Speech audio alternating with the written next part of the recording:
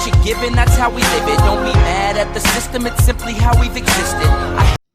Hello everybody, it's your boy Sam back with another video. So today I'm gonna do something that's personal to me. Story time. Because why not? I couldn't think of a video idea and I've been having this issue for about 3 weeks now. So here we go. So I'm Samuel J, I'm 21 years old and I live in the UK. I've decided to do a personal story of my upbringing and where I am now and why I'm here now. For those who don't know, I'm in a supported sanctuary. I'm in a scheme that helps homeless people get back on their feet. It's a move on stage. But before we start, be sure to like, subscribe and turn on your post notifications to get notified each and every time I upload, which is Wednesdays at 6 PM and that's Wednesdays at 6 PM. Don't miss my videos. That's just annoying. So let's get serious. So I've always lived in Chelmsford, basically my whole life. I was born on the 12th of July 1999, for those that don't know. Now make sure you have a cup of tea or an alcoholic beverage, because some of this is going to get a bit deep and a bit, I don't know how you guys are going to take it, either on the chin or over the shoulder. But I've been through a lot in my life, so I thought I'd explain it, as all my friends ask me why I'm in this scheme and why my mum is in the care home.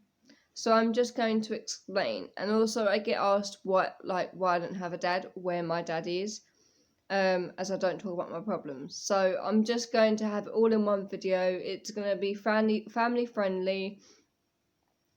Just have a quick talk. But before I start, if anything in this video is triggering, let me know in the comments down below.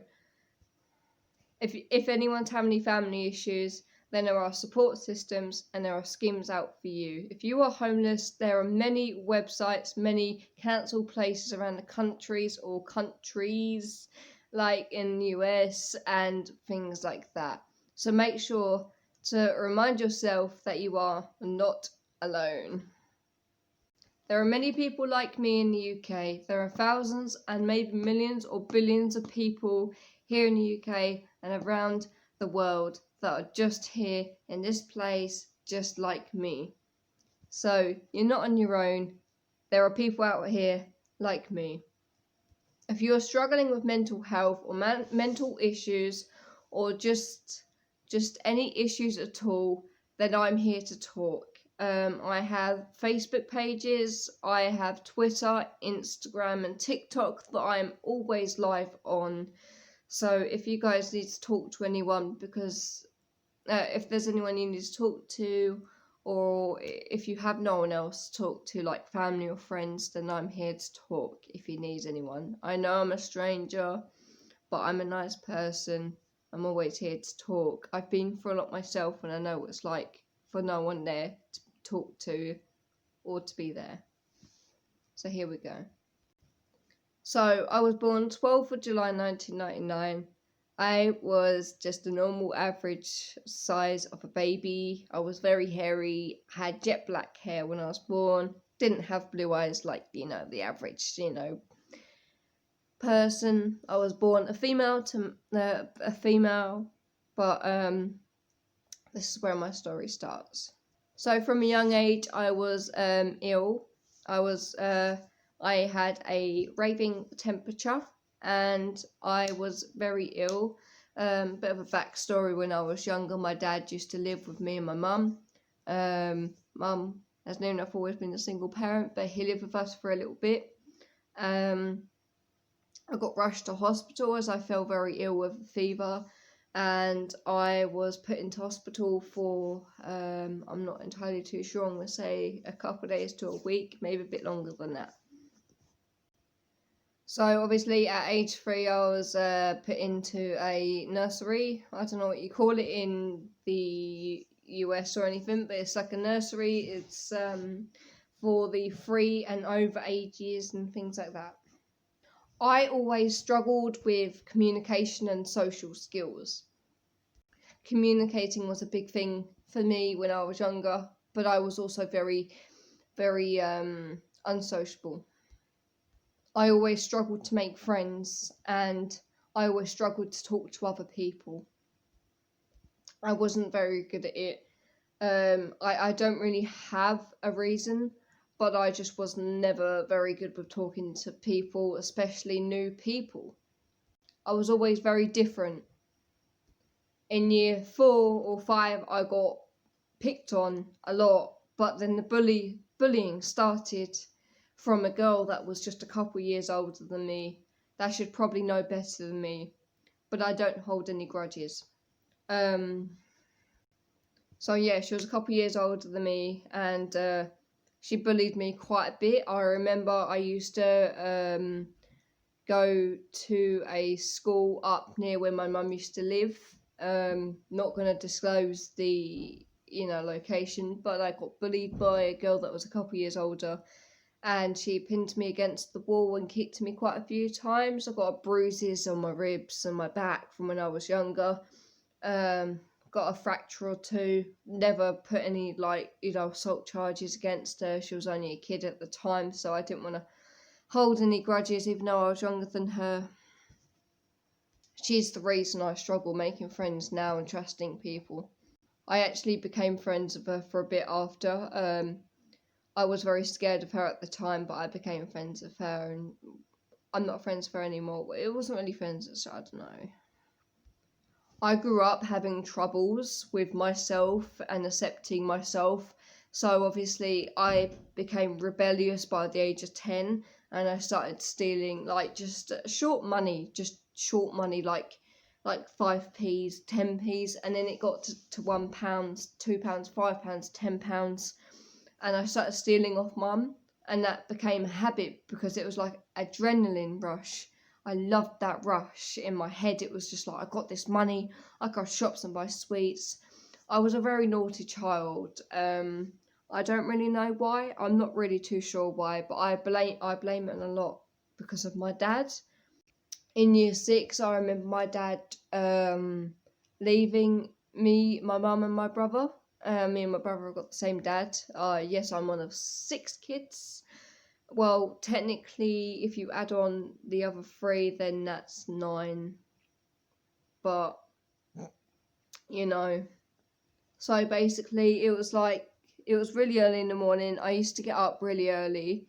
It was about 6, maybe 7 in the morning. Me and my brother used to get up for primary school. I used to be a really happy child before this happened, and I was damaged for life when my dad left. It was in the morning. He used to help mum get me ready, and my brother, he used to be a security guard or a prison officer, as it's known in the UK.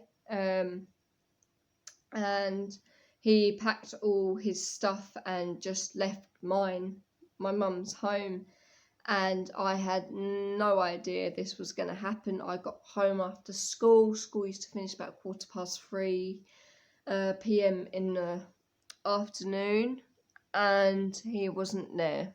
He just left, which was quite difficult actually, because I was used to sort of having a father figure about.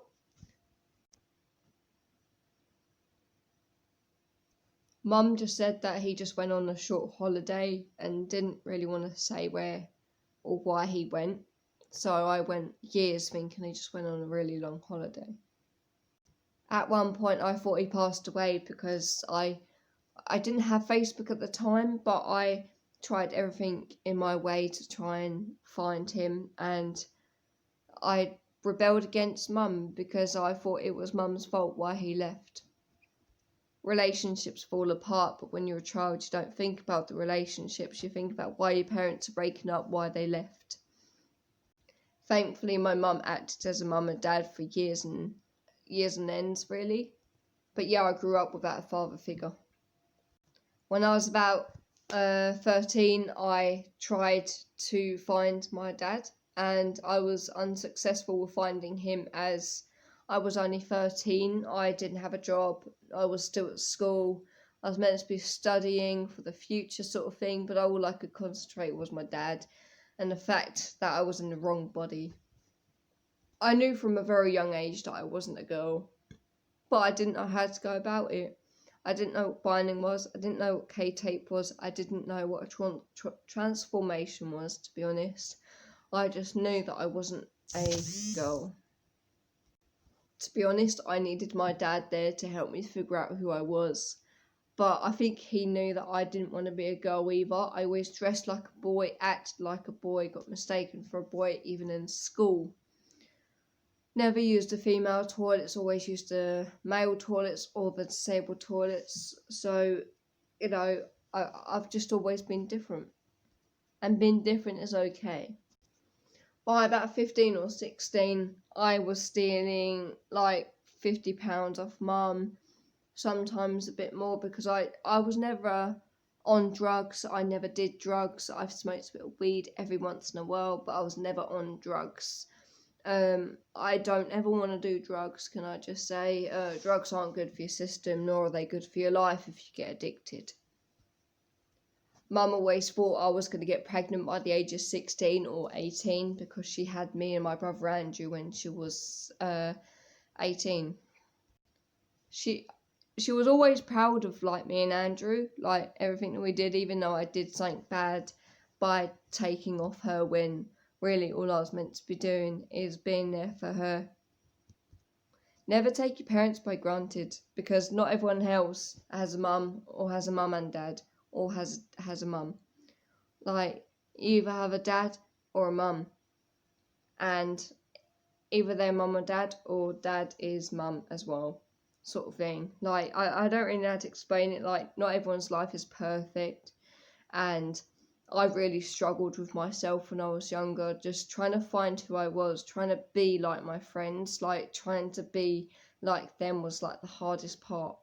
Because it's like I had loads of friends. I had a group of friends and they were all like bad. They all did bad things. And I was just trying to be like them. I wanted the money they had. I wanted the jobs. I wanted to do what they were doing, basically.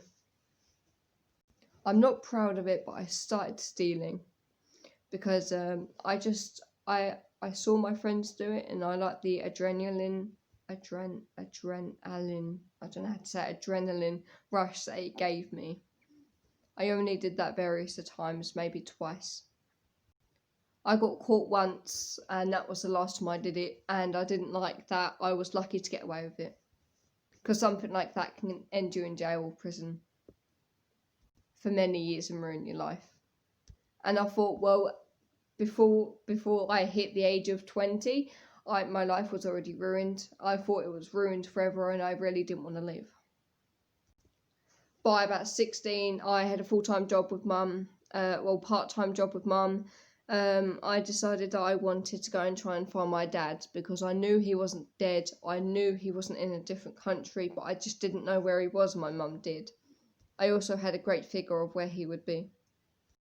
I knew where he was because I did all the research. My sisters were saying he was with a lady in a place called Southwold-on-Ferris. He was in a gym. He's a bodybuilder. Was a bodybuilder. I don't know if he is now. Don't know. I don't know where he is. He could be in a different country. But he was a bodybuilder at the time. He was at the gym, and I thought it'd be a good idea to go and see him, pay a visit. For all the years that he hasn't paid me a visit, I was sick and tired of having unanswered questions, unanswered pasts, unanswered disappearance. I was sick of it. I was taken out on mum. I was taken out on the family. I wasn't the best child, and I was always told off for it, and I should have learnt, but I didn't. I kept taking off mum, because I thought, well, why not? I've got nothing else to do. I ain't got my dad here. I've got nothing else to do, so I started stealing. I started doing bad things, except from drugs. I never drank. I don't know. I was just doing naughty things, and I knew they wasn't good. So I went and paid my dad a visit at the gym. I spent an hour thinking about what I'd say to him, but that was nothing compared to what happened when I saw him. My older brother, He's about 4 or 5 years older than me, probably more than that.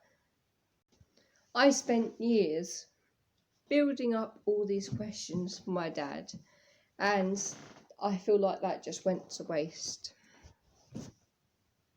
Took half hour to get to the gym where my dad was. I thought I was finally going to be able to ask him the questions that I wanted to ask him for years, of why he disappeared, why he left me and my brother, the heartbreak, years of questions that I have still never been able to ask him. But I did ask him a few questions. But when I turned up, I just went, Dad, meet me tomorrow at 12 p.m. at my mum's house. Because the minute I saw him, I just cried.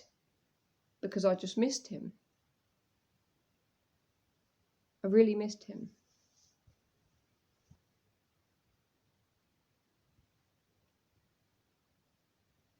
I don't think anyone understands like how much you can miss someone until they're gone. How much it takes for you to be strong and to ignore the person that left, especially a parent or a parent figure or someone that's meant to be a parent. He turned up at Tuesday at 12 p.m. like I asked him to. He had 2 dogs, one called Stella and one called Bella, both staffs.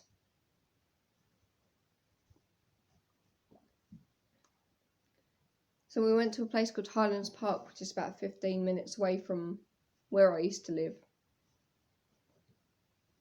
And we walked the dogs. It was really sunny that day. Also, Highlands Park was very busy. I remember walking around the forest with my dad and the dogs. And my first question was, why did you leave? And his answer was, I left because I couldn't handle it. I went, why did you leave when I was just going to school, when I was just a baby, basically? And his answer was, because I couldn't take it. I don't think he really answered my questions very well, although I thought just because my brother's autistic, does that mean my dad's autistic? Because the way he acts and the way he talks and just the way he personally is, I feel like he doesn't fully understand the intake of other people's feelings, especially his own 2 children. My brother has grown to hate him just because he left us. He's never really been a big fan of my dad. He was never really about when he lived with us because he always worked. But it was just nice to know that we could go home after school and wait for him to come home after he finished work so we can sit down as a family. So I'm just going to skip the rest of that day and just what I said to him when he dropped me off home is, I don't want to ever see you again. That was the last time I saw him when I was 16. I got kicked out at the age of 18 because I was really rebellious, but this happened that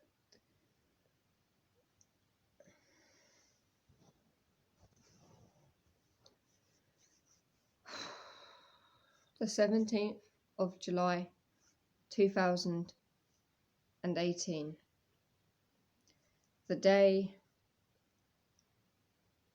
of the trauma of my mum. The day I can never seem to fully talk about.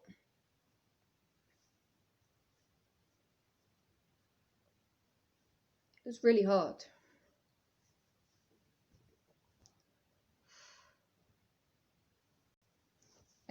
July 2019.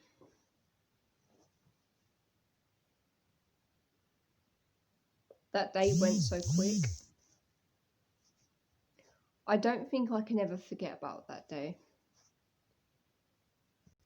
I still find it difficult to eat, to sleep, to get through my day. I don't think I could ever get past that day, and this is the reason why. On the 17th of July 2019, my best friend was down from Birmingham for my 18th birthday party that my mum threw for me because I asked her for it, and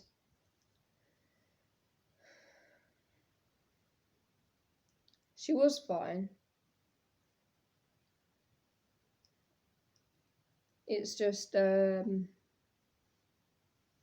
don't know what went wrong. All my friends left and things like that. Amy was still down.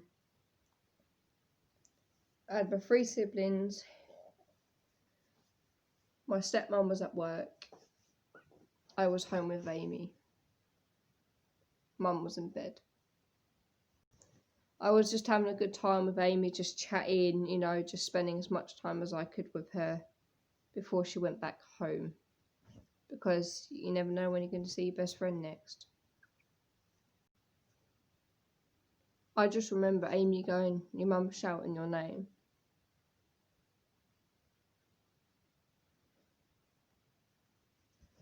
Amy said it twice before I took her seriously. But I knew when Amy said, your mum is literally shouting your name, I had never moved so quickly in my life to get to my mum, because she doesn't shout unless I've done something wrong, but I knew I did nothing wrong because she was asleep.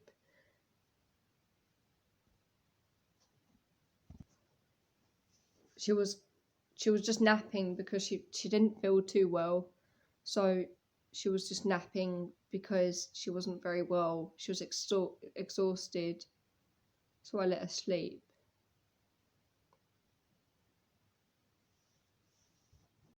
But when Amy said, your mum shouting your name, I had to run up those stairs as quick as I could, and I skipped at least 8 stairs.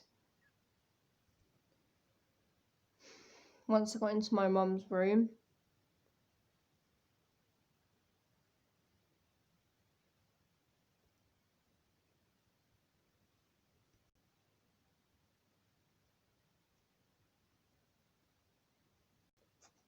it was just like she was sweating really badly.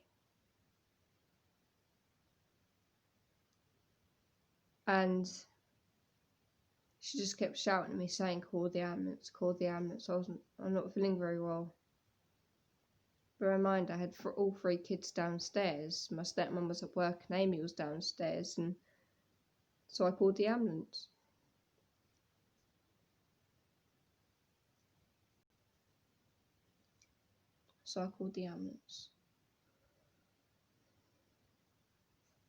She doesn't remember asking me to call the ambulance, but that wasn't the worst day of my life. That was one of the worst days of my life. 18th of July 2019 was the day that my life changed for good.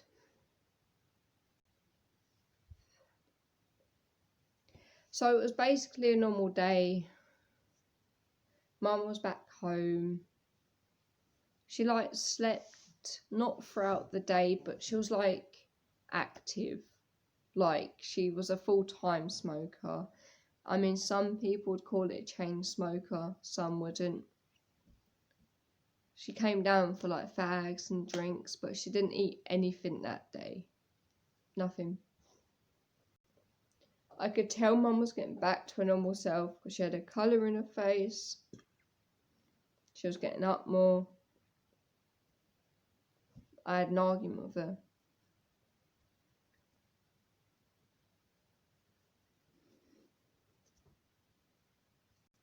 I wish I could kind of replace the argument with more of a loving conversation, knowing that would have been my last conversation with her.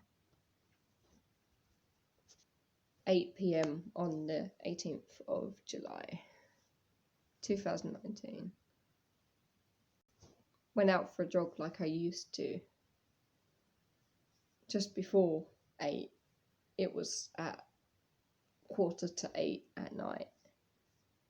I remember my mum saying before that she's not feeling very well, and that she felt like she just wasn't very well, and she just said that she felt like she was going to die.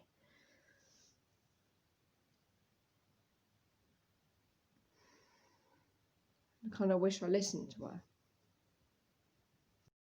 Sorry, I'm in different clothing, and this is a different area where I've put my phone because I've picked this up like the day after. Same time, but day after. I obviously got a bit tired, and I'm starting to feel a bit better now, so. But yeah, I had no friends or anyone to contact, so it was just me, myself, and I at the time being of me being homeless. Skip a couple of months, it took me a while to find somewhere to go, but I did it because I got moved here, there and everywhere. I got moved to Southend, to Baddow, Basildon. These are all places in Chelmsford. And then I was in a hotel for ages, actually, and obviously during this time I stayed in contact with my stepmom, but it was like really difficult. Knowing for the first time in my life I was actually on my own, it was pretty scary because I was only about 18 or 19 at the time, so it was like really scary doing all these things that I thought I was sort of, in my own world when I was living at home. Because, like, I don't know, it was just like, for the first time, I had to do, like, I had to travel on my own, I had to pay for things on my own. It was just a massive struggle, like going to the council on my own. And I don't know, it's just like my stepmom wasn't really supportive of all these things, and she thought she was the better one out of us both. But guys, I'm going to do a part 2 to this video because it's already about a 40-minute video. I don't want to make it any longer, but I'm definitely going to do a part 2 if this gets at least 20 likes. I don't think it will, but if it does, I'll be surprised. Like, subscribe, turn on your post notifications so you get notified each and every time I upload, which is Wednesdays, at 6 PM. Like I said at the start of the video, I'm going to keep saying it until we get at least over 400 subscribers. It's going to take me a very long time to edit this because it's like one of the longest videos I've ever done in the time I've done YouTube. So it's going to be pretty mad. If you guys want a shout out in my next video, then make sure that you go and either comment down below or go to my most recent Instagram, upload, post and comment be a loser, because that's my saying now. I like that saying, it's quite interesting. And plus, if you find these sort of videos a bit sensitive, I'll stop doing them. But just because all my friends and, quite a few people that know me a little bit keep asking me all these questions about why I'm here, why I don't live at home, why I don't have my own place, and why I struggle so much with my mental health, and, and it's just, I thought I'd finally make a video about it. So let me know what you guys think of this video. As I say, I'm like picking up this video like a couple of days after because I got a bit too tired. I was starting to feel really ill, but I'm actually starting to feel better now. And also I've done a COVID-19 test, so I'm hoping that comes back in the next couple of weeks to a week or two. A couple of days to a week or two, I was meant to say. Anyways, peace out. Bye, losers.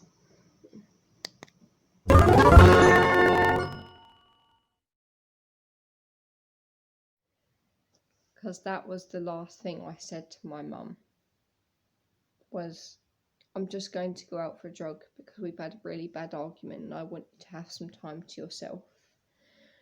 Was the very last full conversation I had with my mum when she was fine. I remember hearing helicopters go past me and like ambulances and things.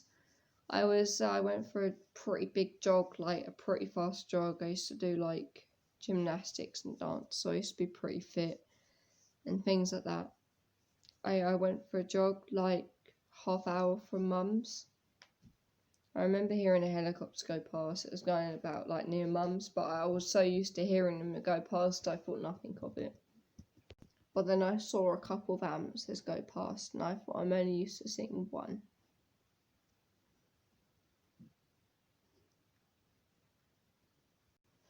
And then I got that call from Andrew, my brother, saying Mum stopped breathing. I thought he was joking, but I knew that he wasn't. I ran away from my home and went for a jog because I had this feeling in my head, and it was the maddest feeling in the world because Mum was starting to lose the colour in her face, and she just looked not well, not fine, but she didn't look well.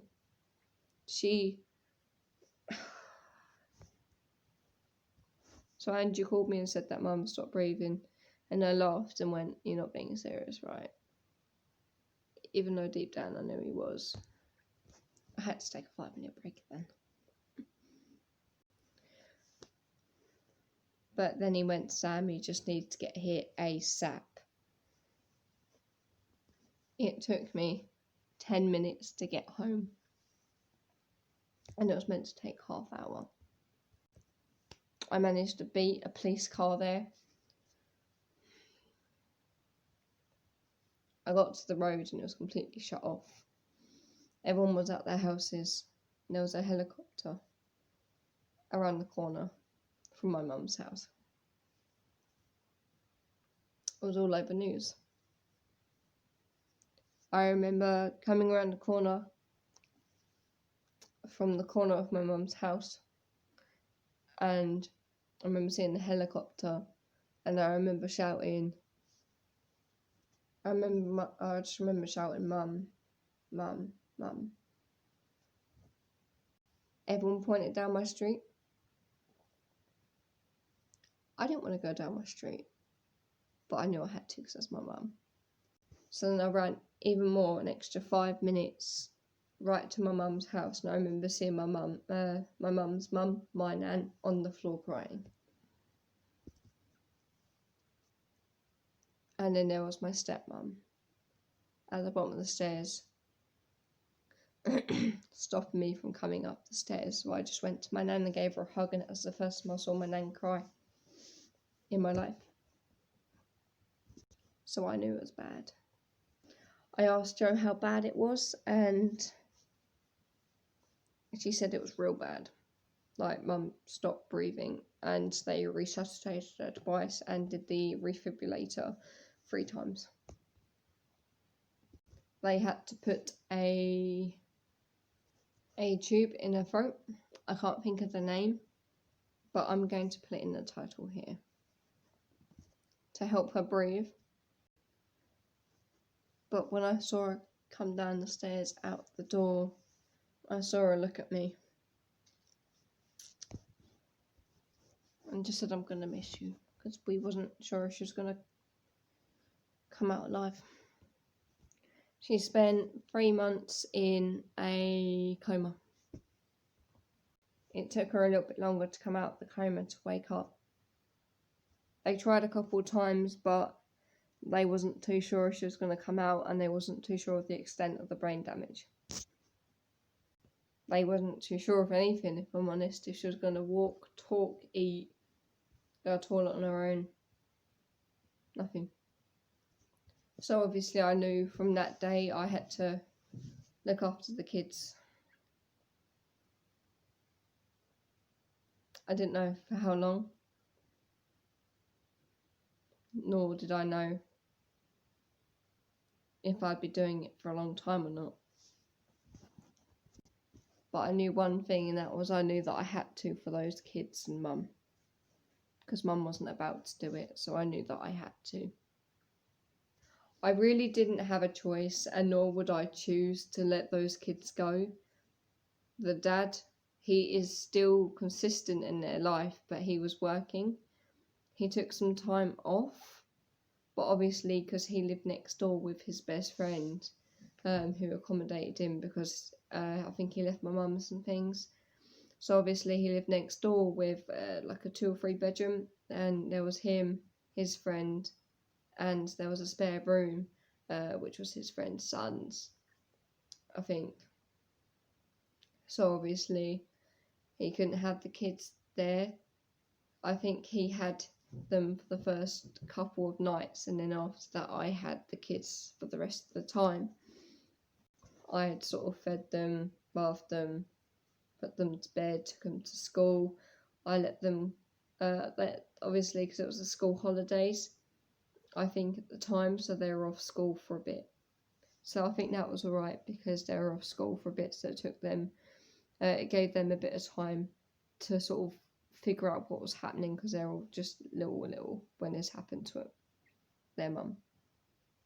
But I knew the minute I started looking after those kids, I had to put my all into it, because their mum was critically ill, and I was the second best thing at that moment in time.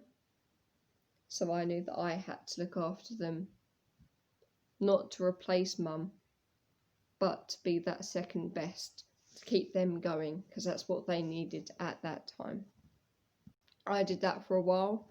I struggled a lot. I'm not gonna lie, I struggled a lot, because I wasn't used to taking the kids full time. I was used to taking them sometimes when mum went to work, or if mum went out just to the shops. That was like 5 minutes, maybe an hour. That's fine. But I had to take them full time. I had to feed them constantly. I had to bath them. I had to cook, clean, and try and think of myself at the same time. I had to take them out to entertain them, to like ball parks, just normal parks, walks, and I had to change dirty nappies constantly, hundreds. And even though I didn't mind that, because I knew the kids were going to be okay, it was exhausting, and I had no time for my college course.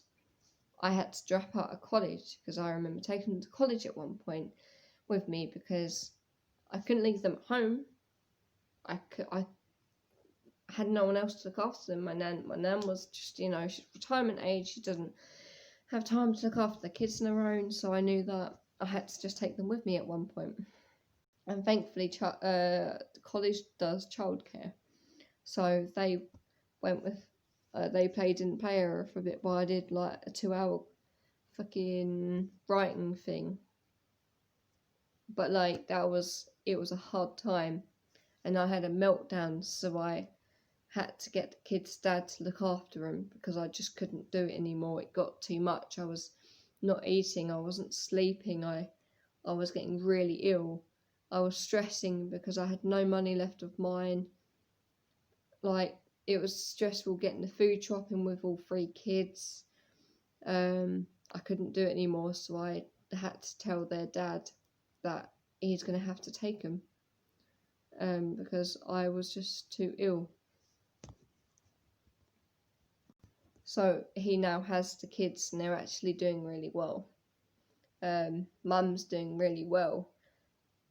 But I'm going to skip a couple of years. So obviously my stepmum kicked me out due to a massive disagreement and an argument. I got home late because of work, and obviously I was working a lot, and she needed help with the kids, and just a few other disagreements. And so obviously she kicked me out because we were starting to argue a lot. I wanted my own space, she probably wanted hers. So I got kicked out, and then I was homeless. I didn't have a place to call home. I had nowhere. No one. Back then I thought I was nobody, because I didn't have anyone else to talk to. I didn't really have the friends, because I dropped all my friends because I had to look after the kids. I had to drop my job because I had to look after the kids. I had no college. Mum was in hospital, so Mum was my back.